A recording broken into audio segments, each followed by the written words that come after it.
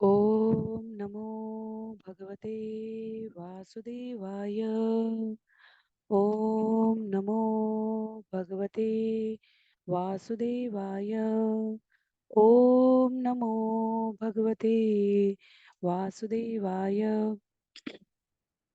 हरे कृष्णा। सभी भक्तों को सादर प्रणाम। श्रीमद् भागवतम महापुराण सत्रों की इन श्रृंखला में आज सत्र 633 633 में सभी भक्तों का स्वागत है। हम सभी यहाँ पर श्रीमद् भागवतम महापुराण को अंतर्राष्ट्रीय कृष्ण भावनामृत संघ के संस्थापक आचार्य कृष्ण कृपामूर्ति श्री श्रीमद् अभय चरणारविंद भक्ति वेदांता स्वामी श्रील प्रभुपाद की पुस्तक के माध्यम से भक्तों के संग श्रवण और पठन करने का प्रयास कर रहे हैं।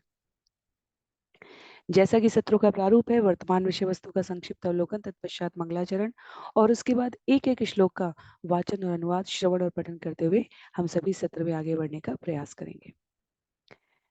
पिछले सत्र की संक्षिप्त पुनरावृत्ति के इस क्रम में यदि हम सभी स्मरण करें तो स्कंद 11 अध्याय 29, जहाँ भगवान उद्धव के साथ के संवाद को समापन के क्रम की ओर अग्रसरित करते हुए भक्ति योग के सार के रूप में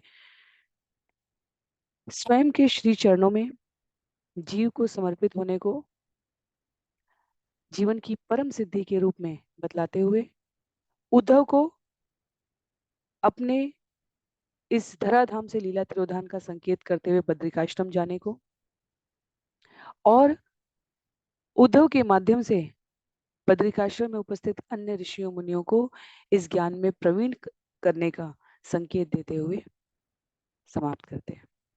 तो ये पूरा संवाद जो हमने स्कंद 11 में पिछले कुछ अध्यायों में श्रवण किया, इसे उद्धव गीता के नाम से जाना जाता है। आज के सत्र में हम सभी स्कंद 11 अध्याय 30, जहाँ यदुवंश का संहार, तो अगले दो अध्याय जो स्कंद 11 के हैं वे कथा रूप में ही है। किस प्रकार भगवान अपने लीलाओं के समापन के इस प्रसंग में उद्धव के बद्रिकाश्रम प्रस्थान के पश्चात द्वारका में अपशगुन देखते हुए द्वारका वासियों को सूचित करते हैं कि हमें चलकर कुछ अनुष्ठान संपन्न करने चाहिए। तो करीब 50 श्लोक है इस अध्याय में। मंगलाचरण के पश्चात हम लोग कथा है, पूरी कथा है, तत्व पिछले कुछ लगातार अध्यायों से हम सभी श्रवण करते आए हैं। यहाँ अगले दो अध्याय कथा रूप में है। महाराज परीक्षित आगे श्रवण करेंगे किस प्रकार स्वयं उनके दादा परदादा जो इस पूरी भगवान की लीला धराधाम पर यात्रा के अभिन्न अंग रहे हैं, भगवान की द्वारा प्राप्त इस सूचना को कि अब विभिन्न देवता जो द्वारका के निवासी बनकर आए हैं और स्वयं भगवान कृष्ण, भगवान बलराम, ये सभी जा रहे हैं, अत्यधिक विह्वल उठते हैं। तो ये दोनों कथाएं अगले दो अध्यायों में हम सभी क्रमशः श्रवण करने का प्रयास करते हैं। आरंभ करते हैं मंगलाचरण से। नारायणं नमस्कृत्य नरं चैव नरोत्तमं देवीं सरस्वतीं व्यासं ततो जयमुदीरयेत्। शृण्वतां स्वकथा कृष्ण पुण्यश्रवणकीर्तन यद्यन्तस्थो यभद्राणि विदुनोति सुयत्स्यताम्। नष्टप्रायेषु भद्रेषु नित्यं भागवत सेवया भगवत्युत्तमश्लोके भक्तिर्भवति नैष्टिकी। ॐ अज्ञानतिमिरान्धस्य ज्ञानाञ्जनशलाकया चक्षुन्मीलितं येन तस्मै श्रीगुरुवे नमः। मूकं करोति वाचालं पङ्गुं लङ्घयते गिरिं यत्कृपातमहं वन्दे परमानन्दे माधवम्। वाञ्छाकल्पतरुभ्यश्च कृपा सिन्धुभ्य एव च पतितानां पावनेभ्यो वैष्णवेभ्यो नमो नमः। जय श्री कृष्ण चैतन्य प्रभो नित्यानंद श्री अद्वैत गदाधर श्रीवासादि गौर भक्तवृंद। हरे कृष्णा कृष्ण कृष्ण हरे हरे, हरे राम राम राम हरे हरे, हरे कृष्ण कृष्ण कृष्ण हरे हरे, हरे राम राम राम हरे हरे। हरे कृष्णा। पुनः सभी भक्तों को सादर प्रणाम। सत्र 633 633 में हम सभी आज स्कंद 11 अध्याय 30 यदुवंश का संहार श्रवण करने जा रहे हैं। श्लोक संख्या 1 में श्री राजोवाच ततो महाभागवतो उद्धवो निर्गते वनं द्वारवत्त्वां किमकरोत् भगवान भूत भावना। राजा परीक्षित ने कहा, जब महान भक्त उद्धव जंगल चले गए तो समस्त जीवों के रक्षक भगवान ने द्वारका नगरी में क्या किया।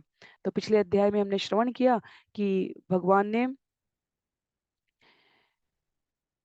उद्धव को अपनी समस्त ये प्रामाणिक गुरु शिष्य परंपरा की ज्ञान पद्धति द्वारा विस्तृत ज्ञान का प्रकाश संरक्षित उद्धव के माध्यम से करके अब लीला तिरोधान के लिए प्रस्थान कर रहे हैं। तो परीक्षित महाराज यहाँ पर सुखदेव गोस्वामी से, यदि हमें स्मरण हो तो इस स्कंद 11 का जो प्रथम अध्याय था, मैं वापस से वहां ले जाने का प्रयास करती हूँ। वहां स्कंद 11 के प्रथम अध्याय का ही शीर्षक था यदुवंश को श्राप, और पुनः उसी विषय पर लेकर जाते हैं कि क्योंकि भगवान यहाँ पर यदुवंश के सामान्य सदस्य की भूमिका निभा रहे हैं। भगवान को तो कोई श्राप नहीं दे सकता, तथापि नारद मुनि अन्य ऋषि गण जिन्होंने यदुवंश को श्राप दिया था वे भगवान के नित्य भक्त हैं और भगवान की योजना के अनुसार कार्य कर रहे हैं। इसलिए परीक्षित महाराज जानने के लिए उत्सुक हैं कि अब उद्धव के जाने का अर्थ है कि जो श्राप स्कंद 11 अध्याय 1 में जहां आपने चर्चा की थी वो अब यहाँ पर अपने स्वरूप में फलीभूत होने के समय पर आ चुका है। कहते हैं, ब्रह्म शाप उपसंसृष्टे स्वकुले यादव ऋषभ प्रेयसीम सर्वनेत्राणाम तनुम स कथमत्यजत। ब्राह्मणों के श्राप से अपने ही वंश के नष्ट हो जाने के बाद यदुओं में श्रेष्ठ भगवान ने किस तरह अपना शरीर छोड़ा जो सारे नेत्रों की परम प्रिय वस्तु थी। तो भगवान तो किसी के भी द्वारा भक्तों की इच्छा के अतिरिक्त किसी भी अन्य के द्वारा कार्य करने के लिए बाध्य नहीं किए जा सकते। उनकी शक्ति को कोई चुनौती नहीं दे सकता, पर स्वयं भगवान ने अपनी अंतरंगा शक्ति और निजी इच्छा का प्रदर्शन करते हुए पृथ्वी से यदुकुल के निवासियों के संग लीला समाप्त करने की इच्छा व्यक्त की है। तो सच्चिदानंद स्वरूप तो भगवान का सदैव सर्वदा व्याप्त है। प्रत्येक प्राणी के हृदय में परमात्मा रूप में भगवान उपस्थित है। तो कथम शब्द यहाँ जो महाराज परीक्षित का है, जीव गोस्वामी लिखते हैं कि वे कह रहे ऐसा कैसे संभव है कि भगवान अब इस धराधाम से जा रहे हैं। कहते हैं श्लोक संख्या 3 में, प्रत्याकृष्टुं नयनम् अबला यत्र लग्नं नाशिको कर्णाविष्टं न सरति ततो यत्सतामात्मलग्नम् यश्रीर्वाचां जनयतिं रतिं किं नु मानं कवीनाम् दृष्ट्वा जिष्णो युतिरथगतं यच्च तत्साम्यमियो। एक बार उनके दिव्य रूप पर अपनी आंखें गड़ा देने पर स्त्रियां उन्हें हटा पाने में असमर्थ होती थी, और यदि वह रूप एक बार मुनियों के कानों में प्रवेश कर जाता और उनके हृदयों में गड़ जाता तो फिर वह हटाए नहीं हटता था। ख्याति पाने के विषय में क्या कहा जाए। जिन महान कवियों ने भगवान के रूप के सौंदर्य का वर्णन किया उनके शब्द दिव्य मोहक आकर्षण में फंसकर रह गए, और उस रूप को अर्जुन के रथ पर देखकर कुरुक्षेत्र की युद्ध भूमि के सारे योद्धाओं ने भगवान जैसे आध्यात्मिक शरीर प्राप्त कर मोक्ष लाभ उठाया। तो ये बहुत महत्व की बात है। महाभारत में युद्ध में कुरुक्षेत्र की भूमि पर जितने वीर गिरे हैं वो सब मोक्ष को प्राप्त हुए हैं। जो ये कल्पना भी करें कि भगवान कृष्ण ने अपना नित्य स्वरूप त्याग दिया है, आचार्य कहते हैं वह निश्चय ही भगवान की माया शक्ति द्वारा विमोहित है। भगवान के नित्य आनंद रूप को किसी भी तरह भौतिक रूप में कल्पित कर पाना असंभव है। भगवान का सौंदर्य महान मुक्त कवियों के स्नेह और कवित्व शक्ति को बढ़ाने वाला है। और वे ऋषि मुनिगण जो सभी प्रकार के शारीरिक विषयों से, सांसारिक विषयों से परे थे, भगवान के सौंदर्य के विषय में सुनकर भी इतने विमोहित कि अपने हृदय को उनके उन दर्शन से हटा नहीं पाते थे। तो ये कैसे संभव है? कहते हैं यहाँ पर सुखदेव गोस्वामी, श्री ऋषि उवाच दिवि भुवि अंतरिक्षे च महोत्पातान् समुत्थितान् दृष्ट्वा सीनान् सुधर्मायां कृष्ण प्राह यदुनिदम्। सुखदेव गोस्वामी ने कहा, आकाश, पृथ्वी तथा बाह्य अवकाश में अनेक उत्पात चिन्ह देखकर भगवान कृष्ण ने सुधर्मा नामक सभा भवन में एकत्र यदुओं से इस प्रकार कहा। श्री भगवान उवाच एते घोरा महोत्पाता द्वारवत्यां यम केतव मुहूर्तम अपि न स्थेयम अत्र नो यदुपुंगवा। भगवान ने कहा, अरे यदुवंश के नायकों, जरा इन सारे भयावने अपशगुनों पर ध्यान दो जो द्वारका में मृत्यु के झंडों की तरह प्रकट हुए हैं। अब हमें यहाँ पर क्षण भर भी रुकना नहीं चाहिए। तो यदि हम स्मरण करें तो जिस मूषल की कथा को हमने कुछ अध्यायों पूर्व श्रवण किया था, उसके बारे में भगवान को सूचित किए बिना जो द्वारका के नायक रहे हैं और शूरसेन जो उसमें, क्षमा कीजिए, उग्रसेन जो उसमें प्रमुख रहे, उन्होंने विचार किया कि इसके खंड खंड करके चूरा बनाकर इसे समुद्र में प्रवाहित कर दें। पर समयांतर पर वो लौह खंड का चूर्ण पतली पतली लंबी लंबी घासों के रूप में उदित हो गया और वह लौह खंड का पिंड एक मछली के द्वारा निगल लिया गया था। तो भगवान श्री कृष्ण को सूचित नहीं किया गया था कि क्या करना चाहिए और ये भगवान की इच्छा का परिणाम था। यदि भगवान को सूचित किया था कि यदुवंश की रक्षा कैसे की जाए, तो भगवान की स्वयं की लीला में अवरोध आता। और इसलिए यहाँ पर अभी अपने कर्म के फल के भोग को जीव किस तरह प्राप्त करता है, ये भगवान के द्वारा बनाई गई व्यवस्था है। और इसलिए भगवान इसे अपने ही द्वारा प्रस्तारित इस लीला में दर्शन करा रहे हैं। तो श्री श्रीधर स्वामी कहते हैं कि आकाश में सूर्य के चारों ओर मंडल प्रकट हो गए थे, छोटे छोटे पृथ्वी पर भूकंप, हल्के हल्के झटके प्रकट होने लगे थे, अप्राकृतिक लालिमा आ गई थी अंतरिक्ष के बाह्य क्षितिज पर। इनकी योजना स्वयं भगवान श्री कृष्ण ने की थी, इसलिए इन अपशगुनों का निराकरण कर पाना असंभव था।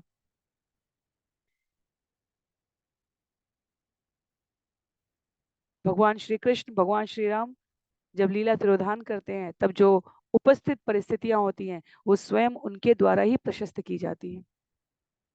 इसलिए भगवान जाते हैं, भक्त कभी ये मानते ही नहीं है। संपूर्ण वैदिक वांग्मय में भगवान के नित्य स्वरूप का वर्णन है। शंकराचार्य, चैतन्य महाप्रभु, अन्य सभी महान आचार्य भगवान के नित्य परब्रह्म रूप के सर्वोच्च ज्ञानी हैं और जो भक्त हैं उनके हृदय में इस ज्ञान को संचारित करते हैं।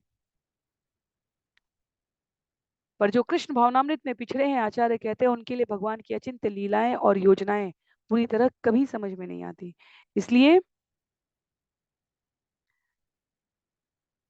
भगवान की ये गुह्य कथाएं भगवान के भक्तों के समकक्ष ही प्रस्तुत की जाती हैं। तो इस प्रकार भगवान के द्वारा सुधर्मा सभा, जहाँ प्रत्येक प्रकार के छोटे बड़े राजनीतिक निर्णय लिए जाते थे, वहां एक मत से ये घोषित किया गया कि अब यहाँ से प्रस्थान करना चाहिए। स्त्रियो बालाश्च वृद्धा च शंखोद्धारम व्रजन्तिवत वयम प्रभासम यास्यामो यत्र प्रत्यक सरस्वती। स्त्रियों, बालकों तथा बूढ़े लोगों को यह नगर छोड़कर शंखोद्वार जाना चाहिए। हम सभी प्रभास क्षेत्र चलेंगे जहाँ सरस्वती नदी पश्चिम वाहिनी है। तो 5000 वर्ष पूर्व, 5400 वर्ष पूर्व ये घोषित था कि सरस्वती नदी प्रवाहित होती थी। क्रमशः कलयुग के हजार हजारों हजार वर्षों के पश्चात एक एक करके सरस्वती, तत्पश्चात यमुना और उसके पश्चात गंगा इस कलयुग से गमन कर जाएंगी, ये शास्त्रों में उद्धृत है। तो पश्चिम वाहिनी सरस्वती के तट पर भगवान ने समस्त यादव वंश के शूरवीरों को प्रयाण करने के लिए कहा। तत्राभिषिच्य शुचय उपोष्य सुसमाहिता देवता पूजयिष्याम स्नपनालेपनार्हणे। वहां हम शुद्धि के लिए स्नान करें, उपवास रखें और अपने मनों को ध्यान में स्थिर करें। तत्पश्चात देवताओं की मूर्तियों को स्नान कराकर हम उनका पूजन करें, चंदन का लेप करें और उन्हें विविध भेंटें अर्पित करें। तो भगवान इस प्रकार से मार्गदर्शन कर रहे हैं। ब्राह्मणानां तु महाभागान कृतस्वस्ति अयनावयम् गोभू हिरण्यवासो भी गजाश्व रथ वेश्म भी। अत्यंत भाग्यशाली ब्राह्मणों की सहायता से स्वस्ति वाचन कराने के बाद हम उन ब्राह्मणों को गौवें, भूमि, सोना, वस्त्र, हाथी, घोड़े, रथ तथा घर भेंट करके उनकी पूजा करें। विधि एष हि अरिष्टोघ्न मंगलायनमुत्तमं देव द्विज गवां पूजा भूतेषु परमो भव। अपने आसन्न संकट का सामना करने के लिए निसंदेह यह उपयुक्त विधि है और इससे निश्चय ही सर्वोच्च सौभाग्य प्राप्त होगा। देवताओं, ब्राह्मणों तथा गौओं की ऐसी पूजा सारे जीवों को सर्वोच्च जन्म दिलाने वाली हो सकती है। इति सर्वे समाकर्ण्य यदु वृद्धा मधुद्विष तथेति नौभिरुत्तीर्य प्रभासं प्रययुरथे। मधु के शत्रु भगवान श्री कृष्ण से ये शब्द सुनकर यदुवंश के गुरुजनों ने अपनी सहमति तथास्तु कहकर व्यक्त कर दी। नावों से समुद्र को पार करने के बाद वे रथों से प्रभास की ओर बढ़ गए। तो प्रभास क्षेत्र की ओर प्रस्थान कर रहे हैं यादव वंश। तस्मिन् भगवतादिष्टं यदुदेवेन यादवा चक्रु परमया भक्त्या सर्वश्रेयोपबृंहितम्। वहां पर यादवों ने अत्यंत भक्ति के साथ अपने स्वामी भगवान कृष्ण के आदेशानुसार धार्मिक अनुष्ठान संपन्न किए। उन्होंने अन्य विविध शुभ अनुष्ठान भी संपन्न किए। ततः तस्मिन् महापानं पपुमेरेयकं मधु दिष्टविभ्रंशितधियो यद्रवे पृश्यते मति। तब देव द्वारा बुद्धि भ्रष्ट किए गए वे सब खुले मन से मधुर मैरेय पेय के पीने में लग गए जो मन को पूरी तरह मदोन्मत्त कर देता है।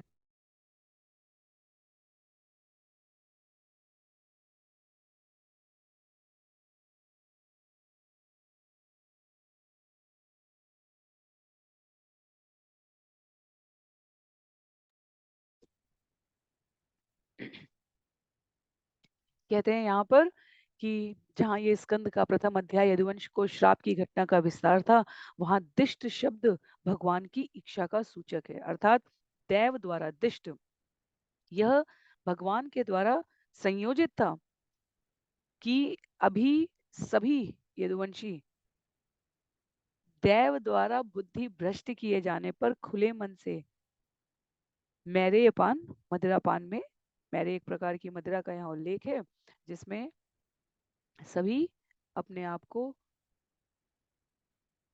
पूरी तरह खुले मन से शब्द प्रयोग हुआ है, मैरे पेय के पीने में लग गए जो मन को पूरी तरह मदोन्मत्त कर देता है। महापानाभिमत्तानां वीराणां दृप्तचेतसां कृष्ण माया विमूढ़ानां संघर्ष सुमहान भूत। यदुवंश के वीर गण अत्यधिक पान के कारण उन्मत्त हो उठे और उद्धत हो गए। जब वे भगवान कृष्ण की निजी शक्ति से इस तरह विमोहित थे तो उनके बीच भयानक झगड़ा उठ खड़ा हुआ।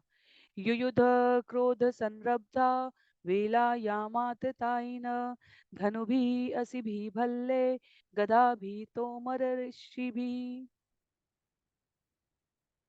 क्रुद्ध होकर उन्होंने अपने धनुष बाण रिष्ट भी तलवारें, भाले, गदाएं, बर्छे, तोमर ले लिए और समुद्र के किनारे एक दूसरे पर आक्रमण करने लगे। विचार करके देखें तो स्वस्थ मानसिकता में ये संभव भी नहीं था, और अपनी लीला के संपादन के लिए, जगत को सूचित करने के लिए और लीला के तिरोधान में ये विभिन्न देवता रहे हैं जो भगवान की योजना में सहायता करने के लिए आए थे, तो भगवान इन सबको अब वापस ले जा रहे हैं। आपस में ही वे झगड़ने लगे। पतत पताके रथकुञ्जरादिभिः खरोष्टगोभिः महिषेणरैः मिथः समेत्याश्वतरे सुदुर्मदा न्यहन् शरद्भिः। इव द्विपावनेय। हाथियों पर तथा फहराती ध्वजाओं वाले रथों पर तथा गधों, ऊंटों, बैलों, भैंसों, खच्चरों एवं मनुष्यों पर भी सवार होकर अत्यंत क्रुद्ध योद्धागण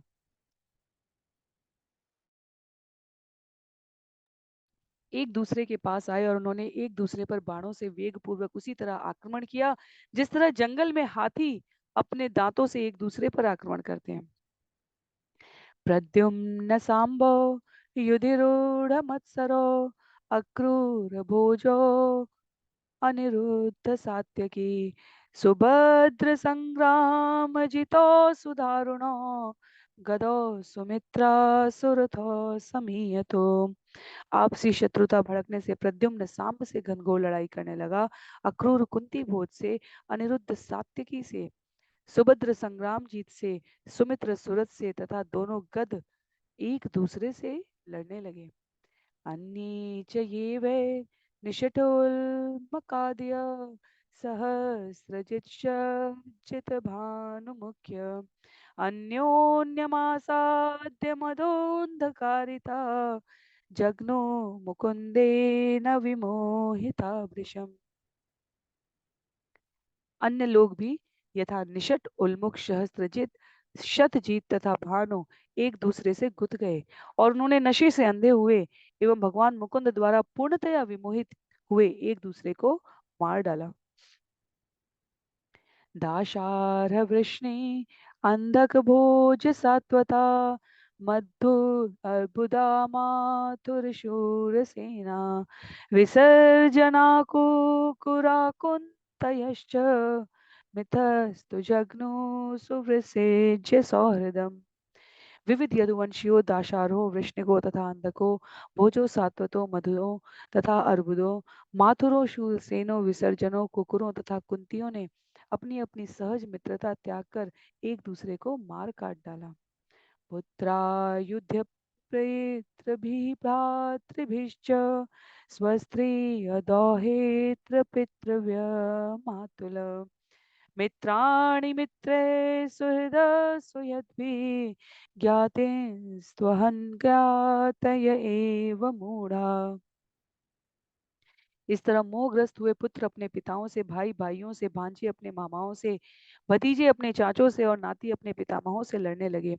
मित्र अपने मित्रों से तथा शुभ चिंतक अपने शुभ चिंतकों से भिड़ गए। इस तरह घनिष्ठ मित्रों तथा संबंधियों ने एक दूसरे को मार डाला। शरेषु हि शरेषु हि अमायेषु भज्यमानेषु धन्वषु शस्त्रेषु क्षीयमानेषु मुष्टिभिः जहरीरका। जब उनके सारे धनुष टूट गए और उनके बाण तथा अन्य प्रक्षेपास्त्र समाप्त हो गए तो उन्होंने अपने खाली हाथों में बेत के लंबे लंबे डंठल ले लिए। तावज्रकल्पाह्य भवन परिघा मुष्टिनाभृता जघ्नु द्विषते कृष्णेन वार्यमाणा तु तम चते। जो ही उन लोगों ने इन बेत के डंटलों को अपनी मुट्ठियों में धारण किया वे वज्र की तरह कठोर लोहे के डंडों में बदल गए। योद्धा इन हथियारों से एक दूसरे पर बारंबार आक्रमण करने लगे और जब कृष्ण ने उन्हें रोकने का प्रयास किया तो उन्होंने उन पर भी आक्रमण कर दिया। प्रत्यनीकम मन्यमाना बलभद्रम च मोहिता हंतुम कृत धियो राजन आपन्ना आततायिन। हे राजा, उन सबों ने विमोहित अवस्था में बलराम को भी अपना शत्रु समझ लिया। वे हाथों में हथियार लिए उन्हें मार डालने के इरादे से उनकी ओर दौड़े। अथ तावपि संक्रुद्धो उदम्य कुरुनंदन एरकामुष्टि परिगो चरन्तो जघ्नतुर्युधि। हे कुरुपुत्र, जब तब कृष्ण तथा बलराम अत्यधिक कुपित हो उठे। बेत के डंठलों को उठाते हुए वे युद्ध भूमि के भीतर इधर उधर घूमने लगे और इन मुद्गरों से उन्हें मारने लगे। ब्रह्म शापोपसृष्टानां कृष्ण मायावृतात्मनां स्पर्धा क्रोध क्षयं निन्ये वैष्णवाग्नि यथावनम। ब्राह्मणों के शाप से पराजित तथा भगवान कृष्ण की माया से विमोहित वे योद्धा भीषण क्रोध से अब निज संहार को प्राप्त हुए। जिस तरह बांस के कुंज में लगी आग सारे जंगल को नष्ट कर देती है, एवं नष्टेषु सर्वेषु कुलेषु स्वेषु केशव अवतारितो भुवो भारेति मेनेव शेषित। जब उनके कुल के सारे सदस्य इस प्रकार विनष्ट हो गए तो कृष्ण ने अपने आप सोचा कि चलो धरती का बोझ तो हटा। राम समुद्र वेलायां योगमास्थाय पौरुषम तत्याज लोकमानुष्यम संयोज्यात्मात्मनि। तब बलराम जी समुद्र के तट पर बैठ गए और उन्होंने भगवान के ध्यान में अपने को स्थिर किया लिया। अपने को अपने में ही लीन करते हुए उन्होंने यह मर्त्य संसार छोड़ दिया। तो इसलिए सामान्यतया जब हम प्रामाणिक परंपरा से इस ज्ञान को नहीं श्रवण करते हैं तो हमें भ्रम होता है कि ये वही यदुवंश है जिन्हें महाभारत के युद्ध में कोई पराजित ना कर सका, और इस प्रकार ये आपस में ही लड़कट कर यूं मर के गिर गए हैं। तो ये हमें भौतिक दृष्टि से नहीं देखना है। आचार्य हमें इसके लिए बार बार सतर्क करते हैं। ऐसा कोई आयुध नहीं था और ऐसा कोई वीर नहीं था जो यदुवंश के इन परम प्रतापी दिग्गजों को परास्त कर सके। मार डालना तो बहुत दूर की बात है।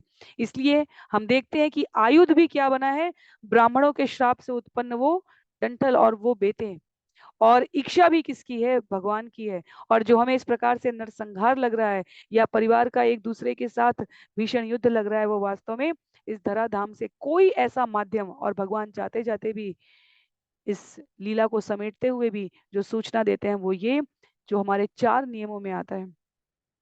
अभक्ष भक्षण नहीं करना चाहिए, मदिरा पान सभी प्रकार का नुकसान करती है जीवन में।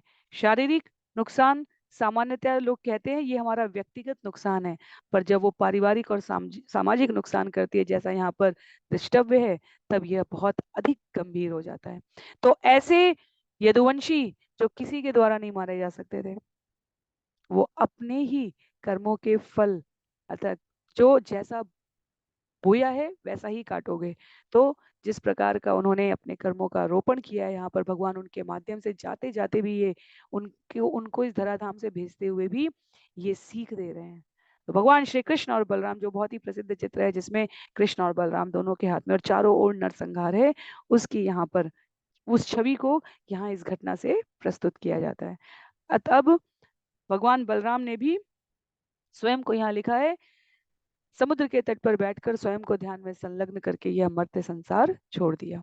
राम निर्याणमालोक्य भगवान देवकी सुत निशसाद धरोपस्थे तुष्णीमासाद्य पिप्पलम। बलराम के प्रस्थान को देखकर देवकी पुत्र भगवान कृष्ण पास के पीपल के वृक्ष के नीचे पृथ्वी पर चुपचाप बैठ गए। बिभ्रच्यत् चतुर्भुजं रूपं भ्रायिष्णु प्रभया स्वया दिशो वितिमराकुर्वन् इव धूम इव पावक श्रीवत्साङ्कं घनश्यामं तप्तहाटकवर्चसं कौशेयाम्बरं युग्मेन परिवीतं सुमङ्गलं सुन्दरस्मितवक्त्राब्जं नीलकुन्तलमण्डितं पुण्डरीकाभिरामाक्षं स्फुरन्मकरकुण्डलम् कटिसूत्र ब्रह्मसूत्र किरीट कटकांगदे हारनुपुर मुद्राभि कौस्तुभेन विराजितं वनमाला परितांगं मूर्तिमानिद्भिः निजायुधे कृत्वोरो दक्षिणे पादम् आसीनं पंकजारुणम्। भगवान अपना अत्यंत तेजोमय चतुर्भुजी रूप प्रकट कर रहे थे, जिसकी प्रभा धूम्र विहीन अग्नि की तरह सारी दिशाओं के अंधकार को दूर करने वाली थी। उनका वर्ण गहरे नीले बादल के रंग का था और उनका ऐश्वर्य पिघले सोने के रंग जैसा था, तथा उनका सर्वमंगल स्वरूप श्रीवत्स का चिन्ह धारण किए था। उनके कमल जैसे मुखमंडल पर सुंदर हंसी थी। उनके सिर पर श्याम रंग के बालों का गुच्छा सुशोभित था। उनकी कमल जैसी आंखें अत्यंत आकर्षक थी और उनके मकराकृति जैसे कुंडल चमक रहे थे। वे रेशमी वस्त्र की जोड़ी, अलंकृत पेटी, जनेऊ, कंगन तथा बाजूबंद पहने थे। वे मुकुट, कौस्तुभ मणि, गले का हार, पायल तथा अन्य राजसी चिन्ह धारण किए थे। उनके शरीर में फूलों की मालाएं पड़ी थी और उनके आयुध अपने साकार रूप में थे। वे बैठे हुए थे और उनका बायां पैर, जिसका तलवा लाल कमल जैसा था, उनकी दाहिनी जांग पर रखा था। तो अभक्तों के लिए नहीं, पर भक्तों के हृदय को कष्ट ना हो कि ये कैसा लीला तिरोधान का समय है, भगवान के इस सुंदर छवि का उल्लेख है। तो जो भगवान के अस्तित्व को, भगवान की लीला को चुनौती देने वाले पाखंडी, दंभी, मायावादी, नास्तिक और शुष्क दार्शनिक हो सकते हैं। वो यदि चुनौती दें ये कहकर कि ये देखो, जिस कृष्ण ने अन्यों के परिवारों को इस प्रकार से महाभारत में युद्धाग्नि में नष्ट करा दिया, वो स्वयं कैसा विनष्ट हो रहा है। तो यहाँ दो बातें प्रमुख हैं। पहला, ये कहने वाले सर्वप्रथम इस बात पर विश्वास कर रहे हैं कि भगवान श्री कृष्ण नाम से जो उपस्थित हैं वो ऐसा करने में सक्षम है। पहली बात ये। और दूसरी बात, ऐसे अभक्त यदि ये स्वीकार करते हैं कि महाभारत का युद्ध हुआ और भगवान श्री कृष्ण की इच्छा से इस प्रकार से हुआ, तो अब जहां से वो महाभारत का उल्लेख श्रवण करते हैं वहां पर ही भगवान के इस चतुर्भुज रूप का विस्तार है। उन्हें ये भी स्वीकार करना पड़ेगा। तो इसलिए ऐसा नहीं कि कुतर्की अपनी अहंकार की तुष्टि के लिए शास्त्रों का एक खंड, एक कथा, एक वक्तव्य उठाकर कह दे कि ये तो हुआ, पर वही दूसरा वक्तव्य नकार दें। यदि हम एक तथ्य स्वीकार करेंगे, यदि ये स्वीकार किया जाए कि कृष्ण ने रासलीला की, तो उसके आगे और पीछे का जो दार्शनिक तत्व है और कथा तत्व है वो भी स्वीकार होना चाहिए। यदि कृष्ण नाम का कोई व्यक्ति है जिसे भक्त पूर्ण पुरुषोत्तम भगवान के रूप में स्वीकार करते हैं और उन पर ऐसा कोई आक्षेप लगे जो भौतिक दृष्टि की, इन चर्म चक्षुओं की, इस बुद्धि मनोबुद्धि की लीला से नहीं समझ में आता और उस पर प्रश्न चिन्ह है, तो जहां शास्त्र के जिस खंड से ये लीलाएं आती हैं वहीं इस चतुर्भुज रूप का विस्तार है, वहीं भगवान का गोवर्धन धारण है, वहीं भगवान के द्वारा इन लोकालोक से परे जाकर संदीपनी मुनि के पुत्र को ले आना, अर्जुन और भगवान श्री कृष्ण का हमने जो स्कंद 10 में श्रवण किया है वो पूरा लीला घटनाक्रम है। तो एक तथ्य उठाना और दूसरा ना उठाना, इसलिए भक्तों के लिए क्रमबद्ध अध्ययन, श्रवण, पठन, स्मरण, मनन, चिंतन बहुत आवश्यक है। जब कोई ये चुनौती दे तब उसके पश्चात कहाँ से सुना, अच्छा आपने पुस्तकों से सुना, तो पुस्तकों में तो ये भी उल्लेख है, कहीं अभक्त भक्तों को चुनौती न दे दें ये कहकर भविष्य में कि अरे देखो, दूसरे के परिवार को नष्ट किया। अपनी इस लौकिक बुद्धि से इस प्रकार का आक्षेप कर सकते हैं लोग कि देखो दूसरे के परिवार को नष्ट किया, स्वयं का परिवार नष्ट हो गया। जब भगवान ने दूसरे परिवारों को नष्ट किया तब भी अर्जुन को स्पष्ट कहा कि इनका जाना, इनका गंतव्य निर्धारित है, क्योंकि ये धर्म के विपक्ष में खड़े हैं। और जब स्वयं के परिवारीजन यहाँ पर लीला क्रम में धर्म के विपक्ष में दिखे हैं, तो भगवान ने स्वयं बलराम जी के स्वरूप के साथ उपस्थित होकर उनको भी समाप्त किया है। और उसके बाद का ये चतुर्भुज रूप स्पष्ट करता है कि ये भगवत इच्छा से संपादित हुआ है। जो ये कार्य कर रहा है, जो करवा रहा है और जिनके लिए ये कार्य हो रहा है, वो कर्ता कारक कारण भगवान के अतिरिक्त और अन्य कोई भी नहीं है। तो भगवान का सुंदर लाल तलवे वाला स्वरूप, विभिन्न प्रकार की चतुर्भुज स्वरूप की जितनी ऐश्वर्य युक्त व्याख्या हो सकती है, सभी प्रकार के आभूषणों से, सभी प्रकार के आयुधों से अलंकृत भगवान यहाँ पर उपस्थित हैं। कहते हैं अगले श्लोक में, मुशलावशेषय खंड कृतेषु लुब्ध को जरा मृगास्या आकारम तत चरणम विव्याद मृग शंकया। तभी जरा नामक शिकारी जो उस स्थान पर आया था, भगवान के पांव को मृग का मुख समझ बैठा। यह सोचकर कि उसे उसका शिकार मिल गया है, जरा ने उस पांव को अपने उस तीर से भेद डाला जिसे उसने सांब की गदा के बचे हुए लोहे के टुकड़े से बनाया था। तो इतना इस प्रकार से भगवान ने एक पैर के ऊपर दूसरा पैर, और जो तलवा है भगवान का वह इतना लाल है जैसे कि हिरण का अग्र मुख का अग्रभाग हो। तो शिकारी को भ्रम हुआ कि वह झाड़ियों के पीछे इस प्रकार से छिपा हुआ है। शिला विश्वनाथ चक्रवर्ती ठाकुर यहाँ पर कहते हैं कि बाण ने भगवान के पांव को बेध दिया। तो ये शिकारी का दृष्टिकोण है जिससे लगा कि उसने मृग को मार दिया, पर बाण ने भगवान के चरण कमल का स्पर्श मात्र किया था, भेदा नहीं था। और उल्लेख आता है आगे अगले श्लोक में जहाँ ये स्पष्ट होता है कि बहेलिये ने भगवान के चरण से अपना तीर निकाला है।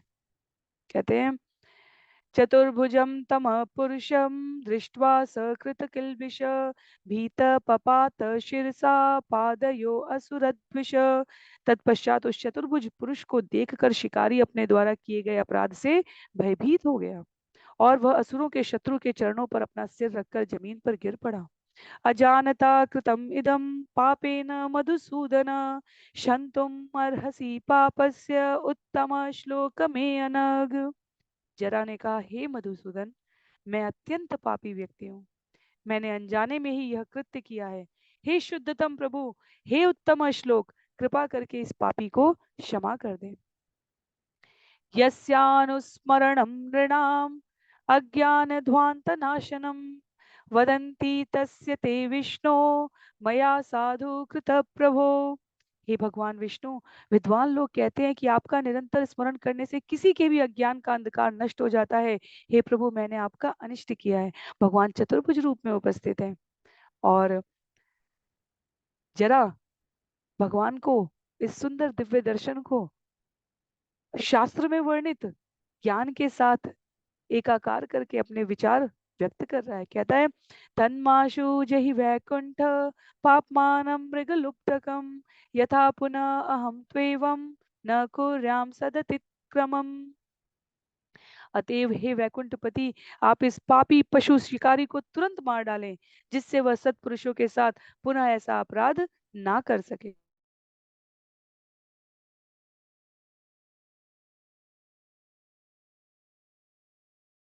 विश्वनाथ चक्रवर्ती ठाकुर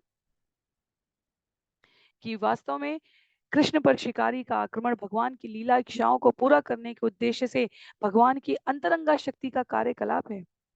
यदुवंश का ये बंधुघाती युद्ध भगवान की इच्छा का प्रमाण है और प्रमाण के लिए, लौकिक प्रमाण के लिए विश्वनाथ चक्रवर्ती ठाकुर कहते हैं, यदुवंशियों में झगड़ा सूर्यास्त के समय शुरू हुआ। तब भगवान सरस्वती नदी के किनारे बैठ गए। तभी एक शिकारी मृग मारने के इरादे से वहां आया। विचार करके देखा जाए, जहां 5600 लाख योद्धा मारे गए हों, खून से लथपथ शव पड़े हों, वहां एक शिकारी मृग मारने के प्रयास में किस तरह पहुंच सकता है।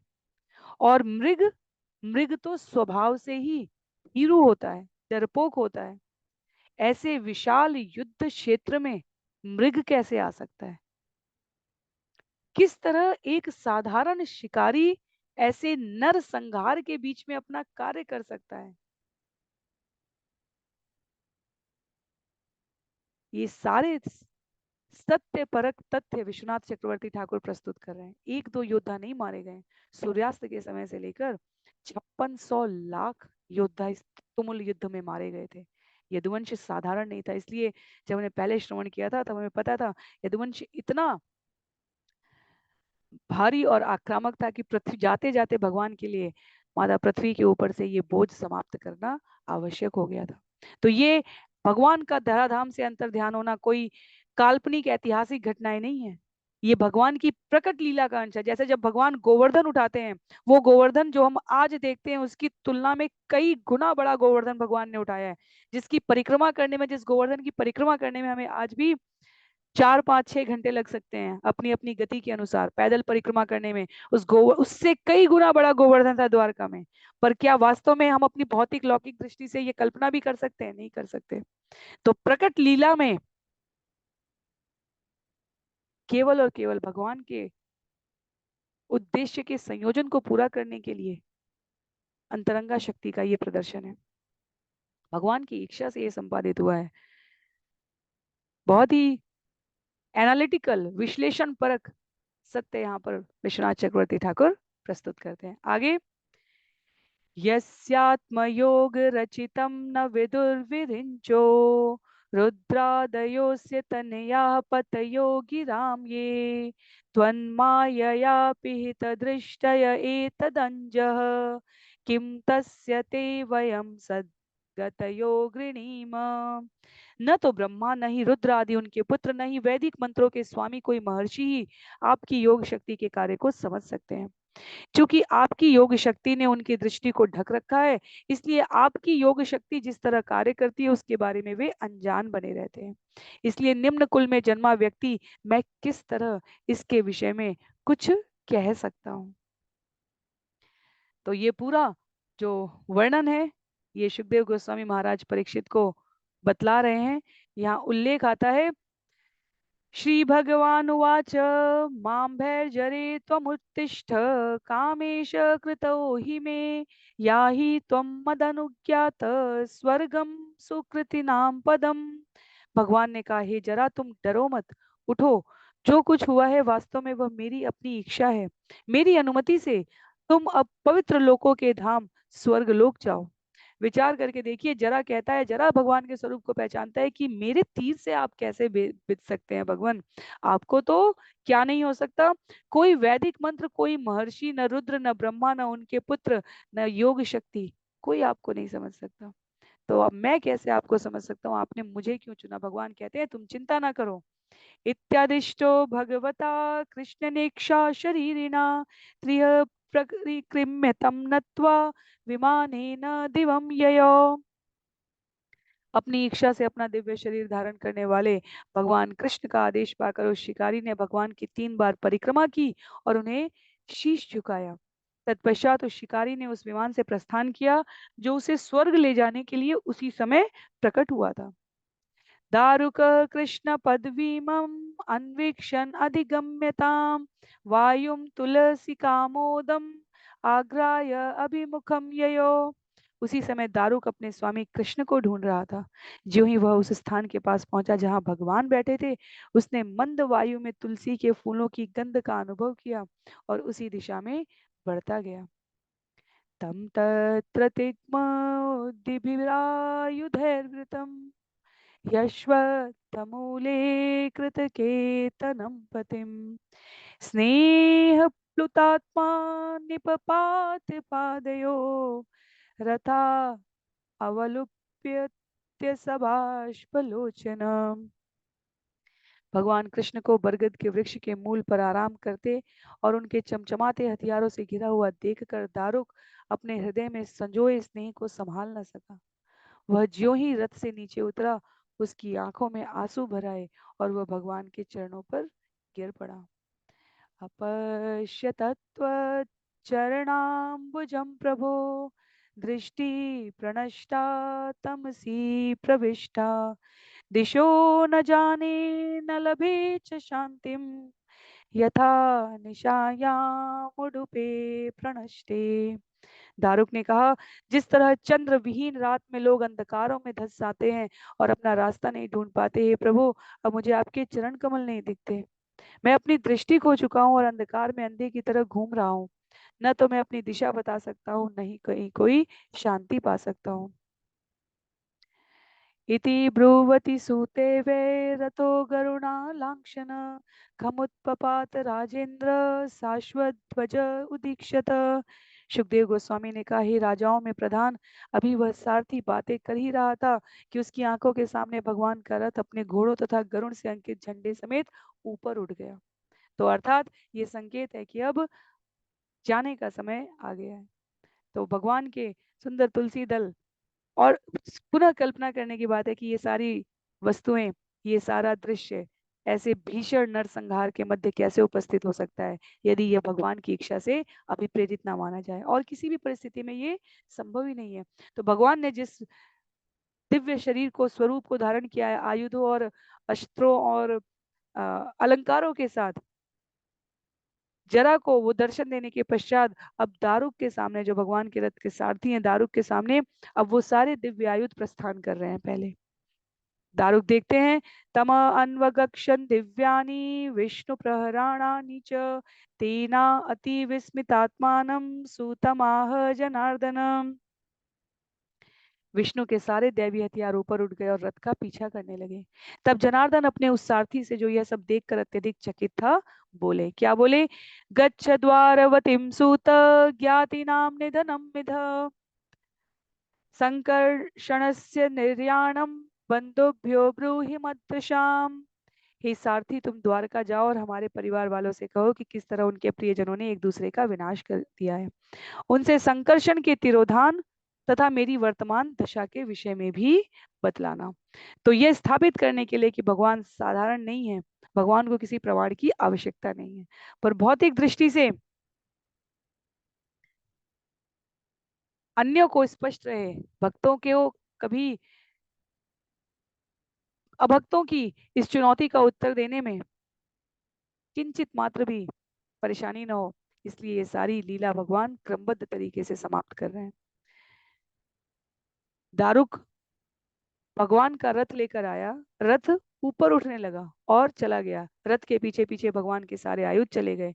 तो भगवान कृष्ण इस प्रकार रथ को बिना सारथी के घोड़ों और हथियार सहित वैकुंठ वापस भेज रहे हैं। पर दारुक के लिए अभी कुछ काम शेष है, और इसलिए कहते हैं कि द्वारका जाओ, परिवारी जनों को सभी संबंधियों के बारे में, मेरे और संकर्षण के बारे में सब कुछ बतलाओ। उसके पश्चात द्वारकायां च नस्थेयं भवद्भिश्च स्वबन्धुभिः मया त्यक्तां यदुपुरीं समुद्र प्लावयिष्यति। तुम्हें तथा तुम्हारे संबंधियों को यदुओं की राजधानी द्वारका में नहीं रहना चाहिए, क्योंकि एक बार जब मैं उस नगरी को छोड़ चुका हूं तो यह समुद्र से आप्लावित हो जाएगी। स्वं स्वं परिग्रहं सर्वे आदाय पितरोचन अर्जुनेनावित सर्व इंद्रप्रस्थम गमिष्यत। तुम सबों को अपने अपने परिवार तथा साथ में मेरे माता पिता को लेकर अर्जुन के संरक्षण में इंद्रप्रस्थ चले जाना चाहिए। त्वं तु मद्धर्ममास्थाय ज्ञाननिष्ठ उपेक्षक मत्माया रचितामेतां विज्ञाय उपशमं व्रज। हे दारुक, तुम आध्यात्मिक ज्ञान में स्थिर रहते हुए और भौतिक विचारों से अनासक्त रहते हुए मेरी भक्ति में दृढ़ता से रहना। तुम इन लीलाओं को मेरी माया शक्ति का प्रदर्शन समझते हुए शांत रहते जाना। तो दारुक अत्यधिक विवल न हो जाए, भगवान की सेवा करने का साक्षात सौभाग्य मिला है, इसलिए भगवान दारुक वास्तव में भगवान कृष्ण का नित्य मुक्त संगी है, जो वैकुंठ से अवतरित हुआ है। तो कहीं अन्य लोग जैसे भगवान की लीला से विमोहित न हो जाएं, विमोहित न हुए हैं, उसी प्रकार भगवान कहते हैं दारुक शांत तथा आध्यात्मिक ज्ञान में स्थिर रहते जाना। ये मैं यहाँ पर तुम्हें सूचित कर रहा हूं, क्योंकि तुम मेरे इस कार्य में सहायक की भूमिका, पार्षद की भूमिका में हो। तो इस अध्याय का अंतिम श्लोक है, श्लोक संख्या 50 में कहते हैं, इति युक्त तम परिक्रम्य नमस्कृत्य पुनः पुनः तत्पादो शीर्ष्णयुपाधाय दुर्मना प्रययो पुरीम। इस तरह भगवान कृष्ण का आदेश पाकर दारुक ने भगवान की परिक्रमा की, उन्हें बारंबार नमस्कार किया। उसने भगवान के चरण कमल अपने सिर पर रखे और तब उदास मन से वह नगर को लौट गया। तो यह अध्याय यहाँ पर समाप्त हो रहा है। इस प्रकार श्रीमद् भागवतम के 11वें स्कंद के यदुवंश का संहार नामक 30वें अध्याय के श्रील भक्ति वेदांत स्वामी प्रभुपाद के विनीत सेवकों द्वारा रचित तात्पर्य पूर्ण हो रहे हैं। तो यदि हम सभी श्लोकों की संख्या के इस क्रम में देखें तो इस अध्याय की समाप्ति के पश्चात स्कंद 11 से अब तक के कुल श्लोकों की संख्या 1339 और पूरे श्रीमद् भागवतम से अब तक 13,497 हो गई है। अध्याय 31 जो वास्तव में इसी घटनाक्रम का अगला चरण है, जिसका नाम है भगवान श्री कृष्ण का अंतर्ध्यान होना, हम सभी उसको आज के सत्र में, क्योंकि घटनाक्रम इसी गति में है, श्रवण करना आरंभ करेंगे। समय की बाध्यता के अनुसार जहाँ उचित रहेगा वहां उसे हम रोक भी देंगे। तो आरंभ करते हैं स्कंद 11 अध्याय 31, जिसका नाम है, मैं यहाँ स्क्रीन पर आप सभी के लिए शेयर करने का भी प्रयास करती हूँ,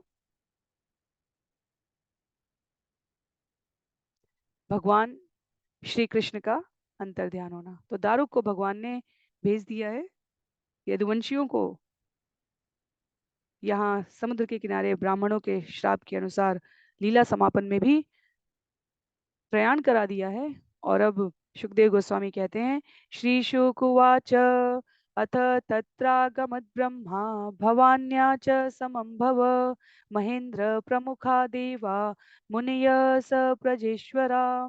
सुखदेव गोस्वामी ने कहा, तब शिव तथा उनकी प्रेयसी मुनियों, प्रजापतियों तथा इंद्रादि देवताओं सहित ब्रह्मा जी प्रभास आए। तो भगवान अब लीला तिरोधान कर रहे हैं, अपने स्वरूप में है। भगवान का प्रस्थान देखने के लिए श्लोक संख्या 2 और 3 में उल्लेख है, पितर सिद्ध गंधर्वा विद्याधर महोरगा चारणा यक्ष रक्षांसी किन्नराप्सरसो द्विजा। दृष्टुकामा भगवतो निर्याणं परमोत्सुका गायन्तश्च गृणन्तश्च शौर्ये कर्माणि जन्म च। भगवान का प्रस्थान देखने के लिए चारणों, यक्षों, राक्षसों, किन्नरों, अप्सराओं तथा गरुण के संबंधियों समेत पितरगण, सिद्ध, गंधर्व, विद्याधर तथा बड़े बड़े सर्प भी आए।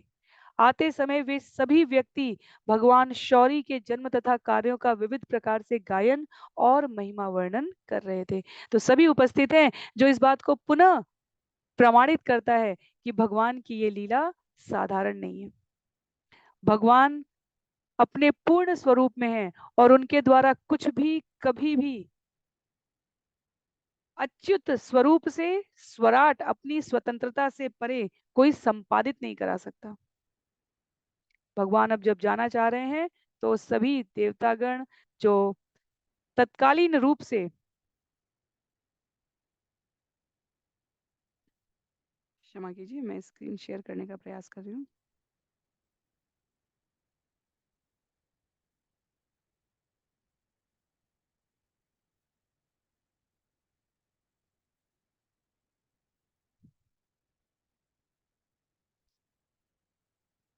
सभी प्रकार से वहां पर भगवान के इस स्वरूप में, पूर्ण पुरुषोत्तम स्वरूप में उनके द्वारा संपादित लीलाओं का गायन करने के लिए, महिमा वर्णन करने के लिए उनके इस धराधाम से प्रस्थान, वास्तव में आगे उल्लेख आएगा कि देवता उनसे प्रार्थना करेंगे कि यहाँ से वैकुंठ गमन के इस क्रम में कुछ समय के लिए आप हमारे लोक में निवास करें। यक्ष, गंधर्व, किन्नर सभी इस क्रम में प्रार्थना करेंगे। कहते हैं ववृषु पुष्प वर्षाणी विमानावलिभिर्नभ कुर्वन्त शंकुलम राजन भक्त्या परमयायुता। हे राजा, उन्होंने आकाश में अपने अनेक विमानों की भीड़ लगाकर अत्यंत भक्ति के साथ फूलों की वर्षा की है। भगवान पितामहं वीक्ष्य विभूति आत्मनो विभु संयोज्यात्मनि चात्मानं पद्मनेत्रे न्यमीलयत्। अपने समक्ष ब्रह्मांड के पितामह ब्रह्मा जी को अन्य देवताओं के साथ देकर, जो कि उनके निजी तथा शक्तिशाली अंश हैं, सर्वशक्तिमान प्रभु ने अपने मन को अपने भीतर स्थिर किया और अपने कमल नेत्र बंद कर लिए। तो ये वही देवताओं के विभिन्न स्वरूप हैं जो कि इसी समुद्र के किनारे की घटनाक्रम में अपने एक स्वरूप के साथ भगवान की लीला में सहायता कर रहे हैं। भगवान ने सबको स्नेह दृष्टि से देखा है और उसके पश्चात अपने नेत्रों को जो बंद किया है, श्रीधर स्वामी उसकी व्याख्या करते हुए कहते हैं कि वास्तव में देवताओं की रक्षा के लिए ब्रह्मांड के भीतर अवतरित होने की योजना ब्रह्मा जी तथा अन्य देवताओं ने भगवान से स्वयं की थी। अब वे सभी उन्हें अपने अपने लोक ले जाना जा रहे थे। तो जो लोक हैं देवताओं के, वो इस भौतिक जगत के भीतर आते हैं और इस असंख्य सामाजिक कार्य से बचने के लिए भगवान ने आंखें बंद की है, मानो समाधि में लीन हो गए हों। श्री जीव गोस्वामी कहते हैं ये आंखें योगियों को ये बतलाने के लिए बंद की गई है कि किस प्रकार इस मर्त लोक को अपने रहस्यवादी ऐश्वर्य से किसी आसक्ति के बिना जीव को त्याग देने के लिए प्रवृत्त रहना चाहिए। और एक प्रकार से देखा जाए तो ये इस बात का भी संकेत है कि भगवान बल देते हैं इस बात पर कि इस जगत से प्रयाण करते समय मनुष्य को अपना मन भगवान में स्थिर कर लेना चाहिए। यहाँ पर भगवान किस में स्थिर कर रहे हैं? स्वयं में स्थिर कर रहे हैं। कहा गया आप अपने मन को अपने भीतर स्थित करके अपने कमल नेत्र भगवान ने बंद कर लिए। श्लोक संख्या 6 में सुखदेव गोस्वामी उल्लेख कर रहे हैं लोका लोकाभिरामां स्वतनुं धारणा ध्यान मंगलम योग धारण याग्नेयात् अदग्ध्वा धामा विशद स्वकम। अपने दिव्य शरीर को जलाने के लिए यौगिक आग्नेय ध्यान का उपयोग किए बिना भगवान कृष्ण अपने धाम में प्रविष्ट हो गए। उनका दिव्य शरीर सारे जगतों का सर्वाकर्षक आश्रय है और समस्त धारणा तथा ध्यान का लक्ष्य है। तो योगी जिस अग्नि से अपने शरीर को जलाकर आग्नेय नामक यौगिक ध्यान में लगकर ज्वाला उत्पन्न करके जला सकते हैं, देवतागण इस यौगिक अग्नि का तब प्रयोग करते हैं जब वो वैकुंठ लोक जा रहे होते हैं। लेकिन भगवान का योगियों और देवताओं से सर्वथा भिन्न स्थान है। भगवान का नित्य आध्यात्मिक शरीर तो सारे जगत की सभी प्रकार की यौगिक शक्तियों का, अग्नियों का स्रोत है। भगवान का ध्यान करके जो सर्व मंगल प्राप्त करते हैं, उन भगवान को किसी यौगिक अग्नि की आवश्यकता नहीं है अपने धाम वापस जाने के लिए। तो भगवान का शरीर विशुद्ध रूप से आध्यात्मिक है, और इसलिए इस प्रकार किसी यौगिक अग्नि में उसे दग्ध करने की कोई औपचारिकता नहीं है।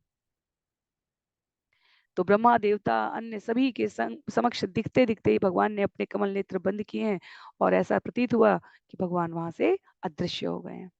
दिवि द्वन्द्वोभयो नेदु पेतु सुमनश्चखात सत्यम धर्मो धृतिर्भूमे कीर्ति श्रीशानुक्तम ययु।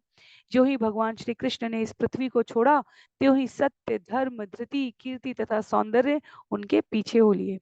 स्वर्ग में दुंदुबियां बजने लगी और आकाश में फूलों की वृष्टि होने लगी। भगवान के ऐश्वर्य भगवान के संग है, और प्रत्येक देवता हर्षित होकर ऐसा सोच रहा है, क्योंकि सबने भगवान के समक्ष निवेदन किया है, तो वो सोच रहे हैं कि भगवान उनके लोक में उपस्थित होने जा रहे हैं।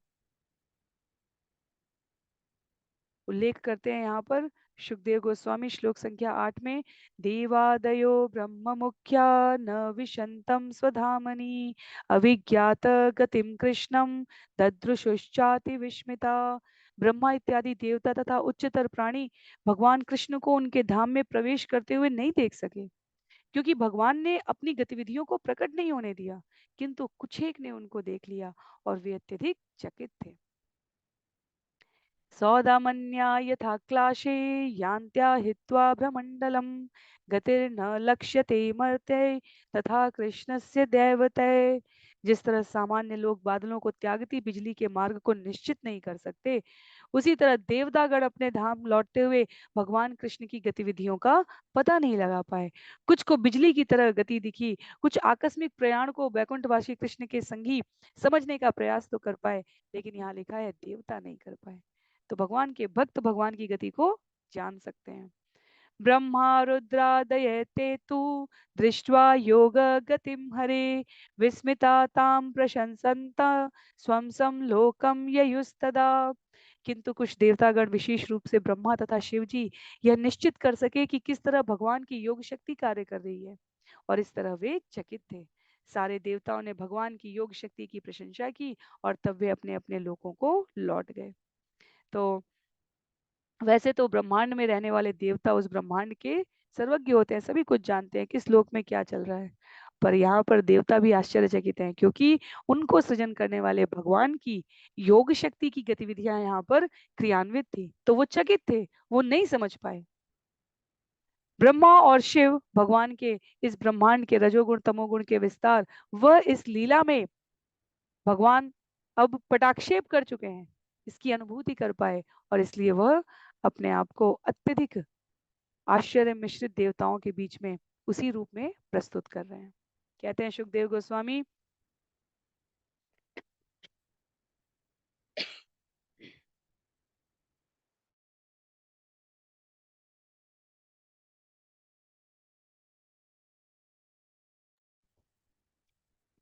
राजन परस्य तनुभृजननाप्ययेया माया विडम्बनम वेहि यथा नटस्य सृष्ट्वात्मनेदमनुविश्य विहत्य चान्ते संहत्य चात्ममहिनो परत स आस्ते। हे राजा, तुम जान लो कि भगवान का प्राकट्य तथा उनका अंतर्ध्यान होना, जो देहधारी बद्ध जीवों के ही सदृश होते हैं, वास्तव में उनकी माया शक्ति द्वारा अभिनीत खेल है, जैसा कि कोई अभिनेता करता है। वे इस ब्रह्मांड की सृष्टि करके इसमें प्रवेश करते हैं, कुछ काल तक उसमें भीतर खिलवाड़ करते हैं और अंत में समेट लेते हैं। तब भगवान विराट जगत के सारे कार्यों को बंद करके अपनी दिव्य महिमा में स्थिर रहते जाते हैं। तो श्रील जीव गोस्वामी भी स्पष्ट कर चुके हैं, विश्वनाथ चक्रवर्ती ठाकुर की टीका हमने पढ़ी, श्रील श्रीधर स्वामी भी कहते हैं, और यहाँ सुखदेव गोस्वामी महाराज परीक्षित के माध्यम से सामान्य जनमानस को सूचित कर रहे हैं कि यदुवंश के सदस्यों की हुई ये तथाकथित लड़ाई भगवान की लीला शक्ति का प्रदर्शन थी। भगवान और उनके निजी संगी कभी भी बद्ध जीवों की तरह सामान्य जन्म तथा मृत्यु के चक्र में नहीं पड़ते। भगवान जन्म मृत्यु से परे हैं। नटस्य शब्द यहाँ पर जादूगर की लीला की तरह है, जो मरने की कलाबाजी करता है पर मरता नहीं है, कभी हार उपस्थित करता है, कभी उसे गायब कर देता है। तो इस प्रकार से यहाँ पर राजा को वास्तव में देखा जाए तो महाराज परीक्षित को भी कोई दुविधा नहीं है, यह तो सामान्य पाठकों के लिए है, श्रोताओं के लिए है। भगवान प्रकृति के नियम के परे हैं। वो माया प्रदर्शन इसलिए करते हैं ताकि सामान्य जनमानस कम से कम भगवान के साकार स्वरूप में, जहां वो मनुष्य रूप में उपस्थित हैं, ये समझ सकें कि भगवान भक्तों के साथ कितना सहज व्यवहार कर रहे हैं। तो भगवान श्री कृष्ण अपने नित्य शरीर में ही अपने धाम लौट गए हैं और समूचे वैदिक वांग्मय में इसकी पुष्टि हुई है। कहते हैं सुखदेव गोस्वामी, मरते न यो गुरुसुतम यमलोकनीतम त्वां चानयत् शरणदः परमास्तदग्धम् जिज्ञेन्तकान्तकमपि श्मसावनीश किं स्वावने स्वरनयन मृगयुम सदेहम।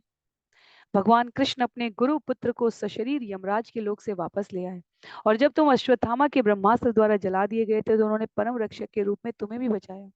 उन्होंने मृत्यु के दूतों को भी मृत्यु देने वाले शिव जी को युद्ध में परास्त किया और जरा शिकारी को उसके मानव शरीर में वैकुंठ भेज दिया। क्या कभी ऐसा पुरुष अपनी रक्षा करने में असमर्थ हो सकता है? तो वही सारे तथ्यों का पुनः स्मरण करा रहे हैं यहाँ पर सुखदेव गोस्वामी। ये सब उदाहरण देकर स्पष्ट करते हैं कि भगवान मृत्यु के इस प्रभाव से बहुत दूर है। मृत्यु और काल का प्रभाव इस भौतिक जगत के लिए है, ब्रह्मांड के इन विभिन्न लोकों के लिए, भगवान के लिए नहीं है। ये भगवान की बहिरंगा शक्ति का तुच्छ विस्तार है, और जो भगवान के कार्यकलापों की इस दिव्य प्रकृति को समझते हैं उनके लिए ये विश्वसनीय प्रमाण आवश्यक भी नहीं है। पर यदि कोई कुतर्क करे तो उसके लिए ये प्रमाण यहाँ उपलब्ध कराए गए हैं। तथाप्यशेष स्थिति संभवाप्येष वनन्य हेतुर्यदशेष शक्ति दृक् नैक्षत प्रणेतुम वपुवत्र शोषितम मर्तेन किम स्वस्थ गतिम प्रदर्शयन्।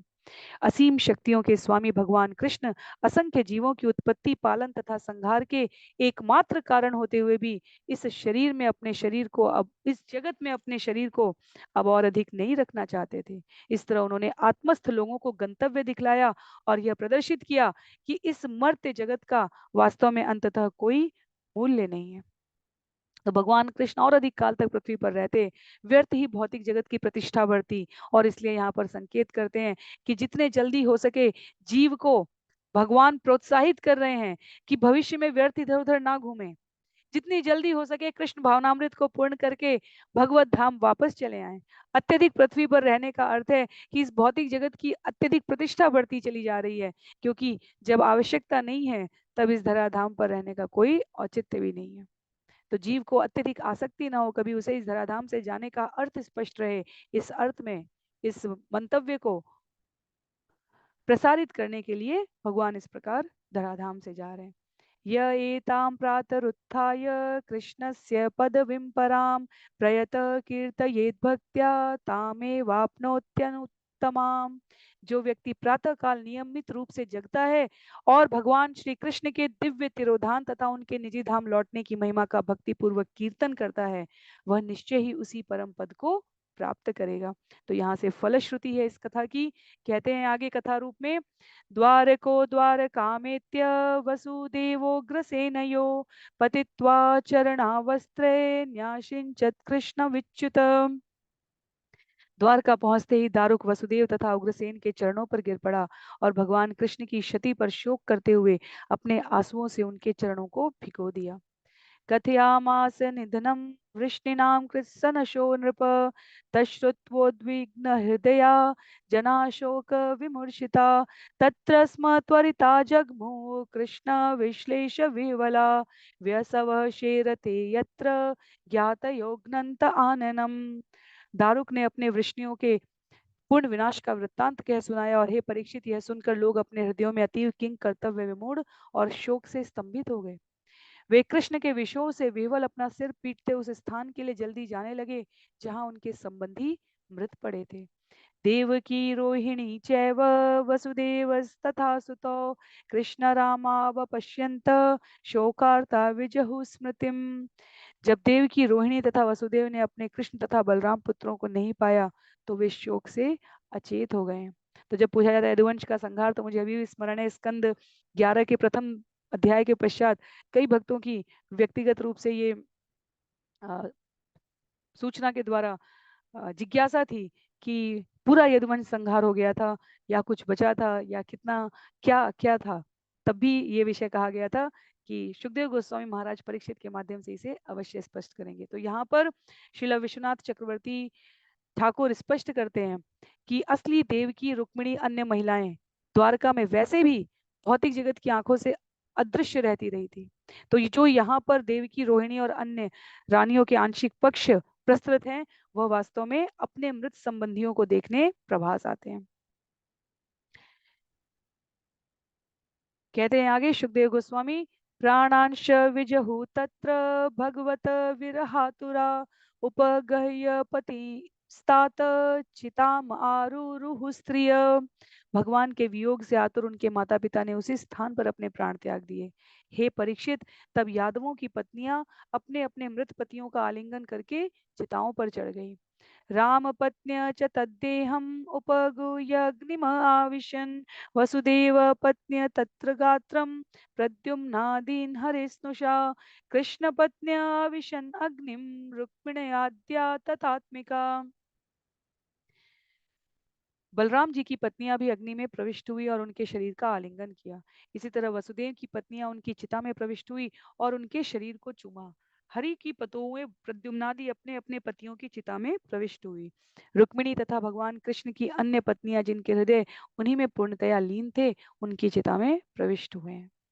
तो यहाँ पर ये समझा जा रहा है कि भौतिक जगत में जैसे शोकमय दृश्य उपस्थित होता है, वैसे ही ये भगवान की माया शक्ति का यहाँ पर प्रदर्शन है। भगवान कृष्ण अपने आदि शरीर के साथ अपने नित्य धाम में जाते हुए अपने नित्य पार्षदों को भी लेकर चले गए।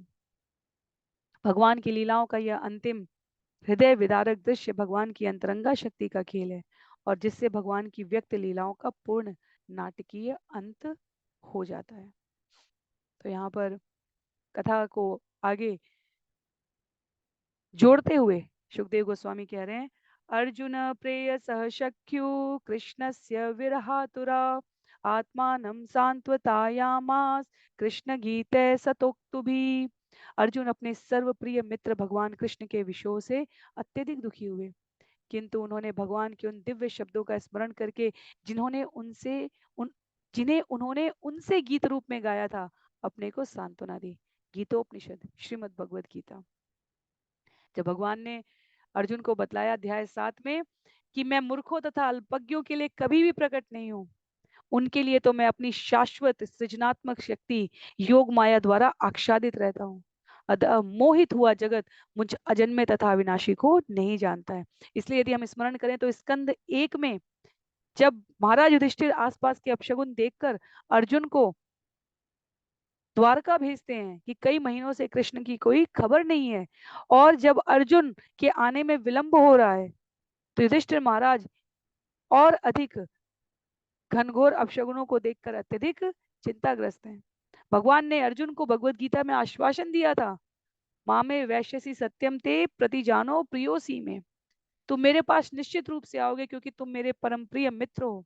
तो इन सभी पंक्तियों को स्मरण करके अर्जुन स्वयं को सांत्वना दे रहे हैं और अर्जुन वहां उपस्थित है क्योंकि भगवान की लीला का अंतिम पक्ष भी बाकी है। क्या है वो?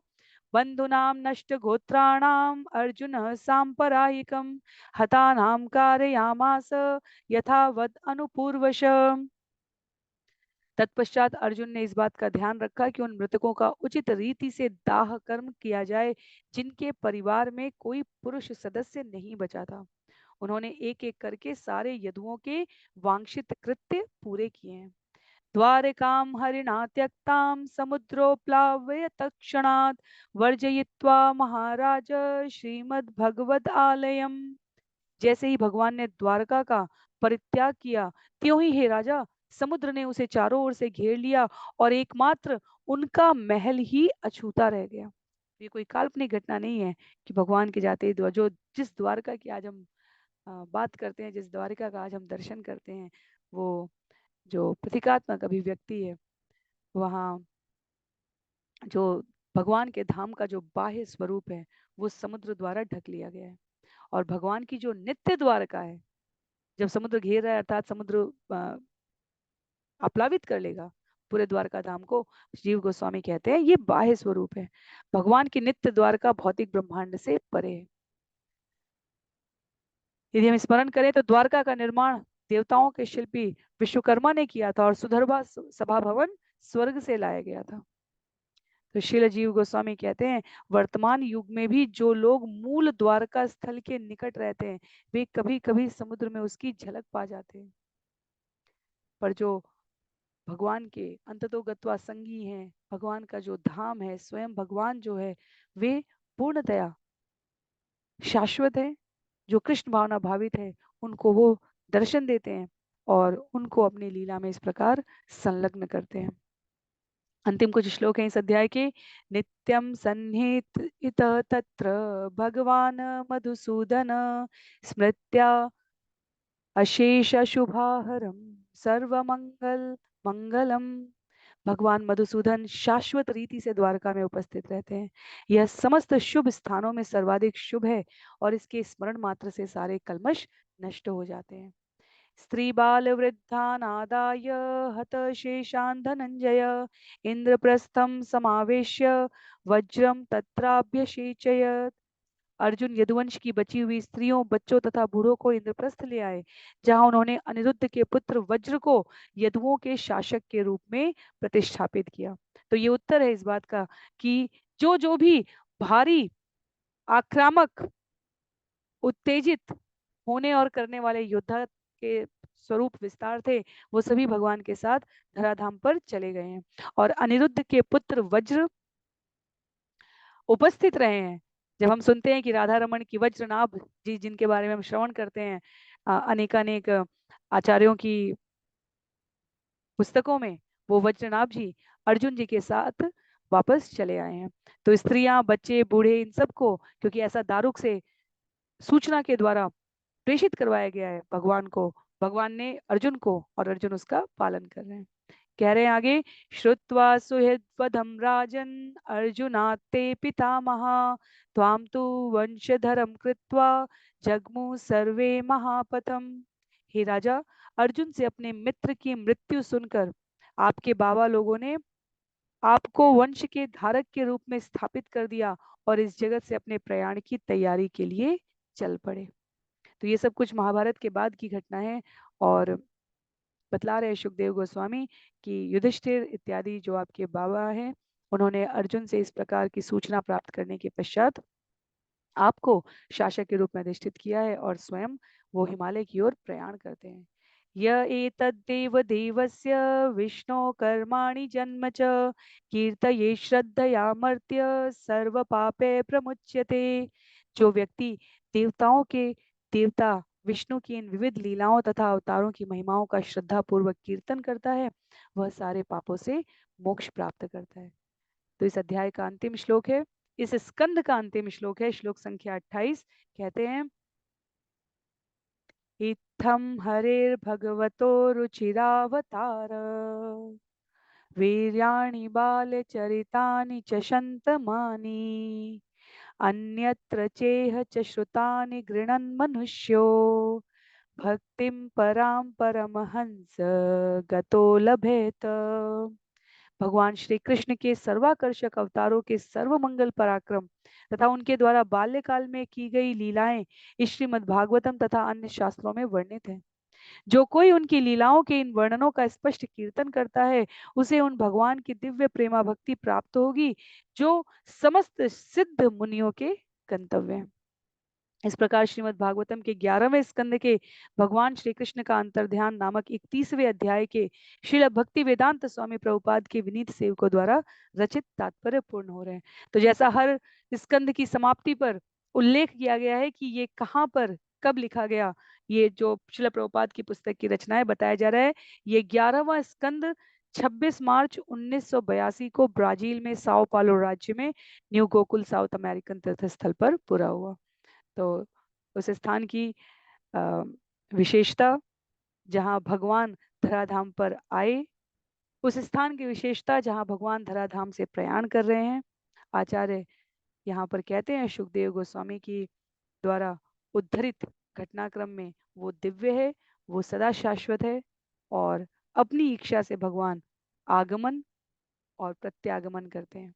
हम मनुष्यों के रूप में भगवान के साधक बनने के इस प्रयास में उनके इस घटनाक्रम को श्रवण करके उनके इस सर्वमंगल पराक्रम को, सर्वाकर्षक स्वरूप को अपने हृदय में धारण करके श्रद्धा पूर्वक कीर्तन करते हुए, हरिनाम का स्मरण करते हुए, जाप करते हुए अपने आप को उनके श्री चरणों में शरणागत कर सकते हैं। स्कंद 11 यहाँ पर समाप्त हो रहा है। सूचना के इस क्रम में यदि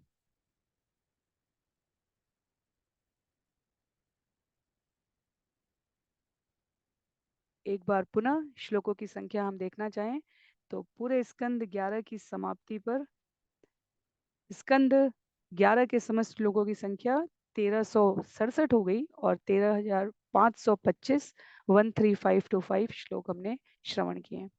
अगले सत्र में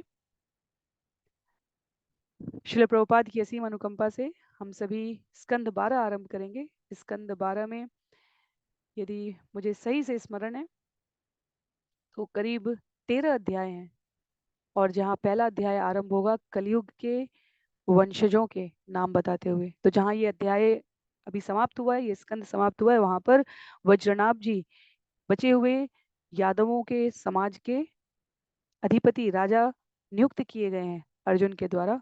और उसके पश्चात के जो वंशज हैं जो यहाँ पर आधिकारिक रूप से प्रस्तुत किए गए, उन्हें हम सभी स्कंद 12 अध्याय 1 कलयुग के वंशजों के कथा में श्रवण करने का प्रयास करेंगे।